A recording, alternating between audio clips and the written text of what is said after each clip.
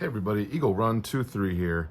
I think we have finally got this beautiful fancy Glock together.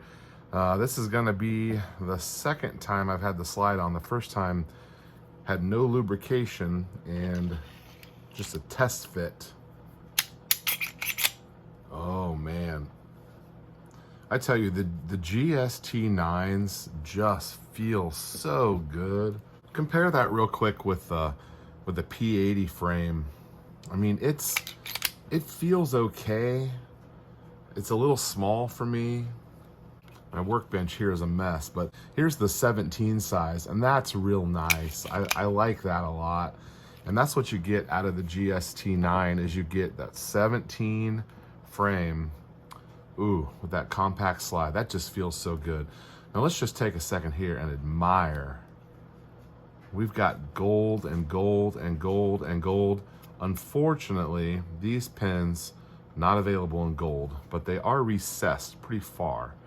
So you can't really see them down in there, but nothing I can do about that. And I have found a couple of companies that have the little slide takedown here in gold. I might look into that, but let's, that's real tight. So typically when I build these, I will rack them 500 times before I test shoot them. And this one is pretty rough, I would say. But to simulate the racking, that was, just a little cheaper than running 500 rounds through it. So you rack it 500 times. And here's that Tyrant trigger. Take up is pretty nice. Ooh, that's a real nice. Oh no. We have no trigger reset. Oh man, that's a bummer. No trigger reset. Ooh. Now, if I'd have had a round in there, I think that might have fired too, because it did click. Let's just see with no hold down. Yeah, we're not getting a trigger reset. Well, that's a bummer. For some reason, the Tyrant is just not playing nicely with the GST frame.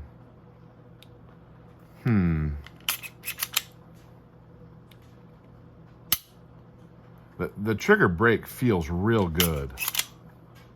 There was a trigger reset.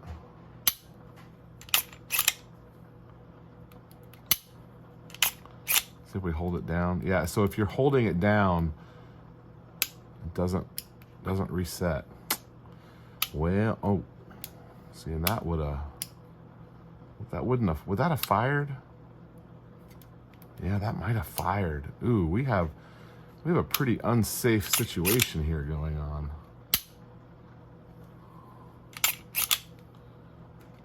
So it is resetting. Wow, that's gonna take some investigation to see what is going on. When you hold it down, it's not coming forward. Okay, well, I know a couple things to check out. Here, while I have you here, let me take the slide off real quick and we'll take a peek down there together. So this is the first time it's had lube on it, and I'm noticing a fair amount. Look how dark that is. A fair amount on there. That means we've got some stuff wearing. Now it could just be part of the break-in, but I wonder if that slide bar is... So that slide bar doesn't even appear to be making contact. So something in our trigger spring back here might be...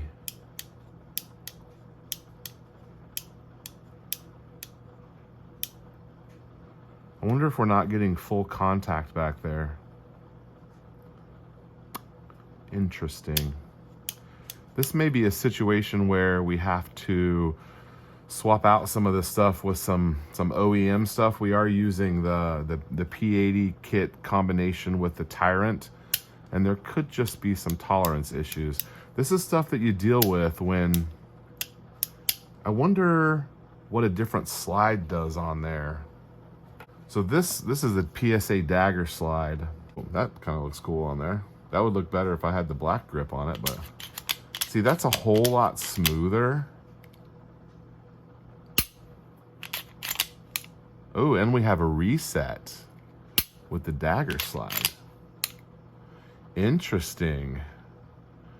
Okay, so it might be something in our slide components as well that aren't mixing well. That's curious. I don't know that I've run into that before. So any of our P80 builders out there, leave me a oh, see, that reset real nice. That's a short reset. Good crisp break. That's what I was expecting out of that Tyrant trigger. I mean, this is a little junky. I think that's just they're all a little junky like that. So this one is just a standard P80 components here.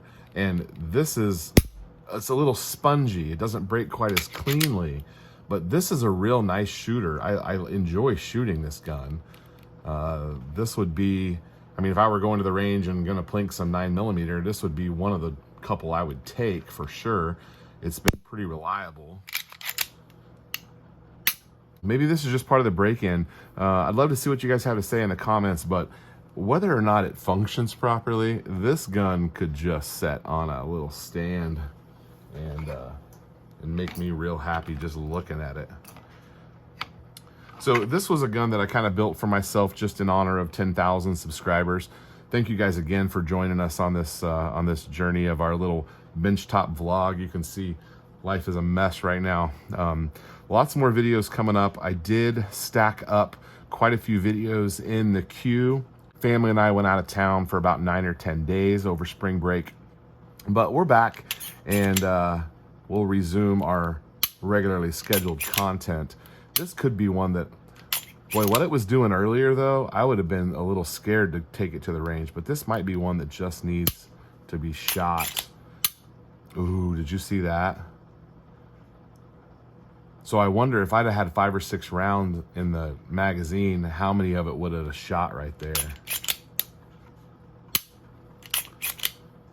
Oh, there it was again. Did you see that? Maybe we need to keep racking on this one before we take it to the range. So anyway, I'm gonna play with it. I'll be looking at your comments here, guys. Beautiful, fancy Glock. This thing is expensive. This one is more expensive than the other one over here that shoots just fine.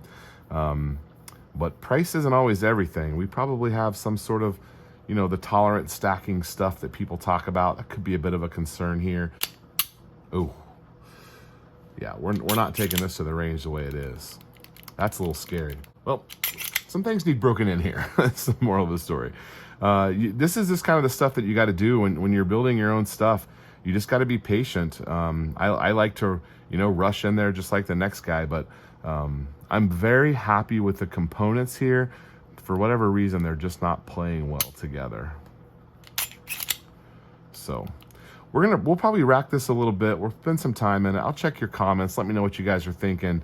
Well, I'll leave you there. Eagle Run 23. We'll see you next time.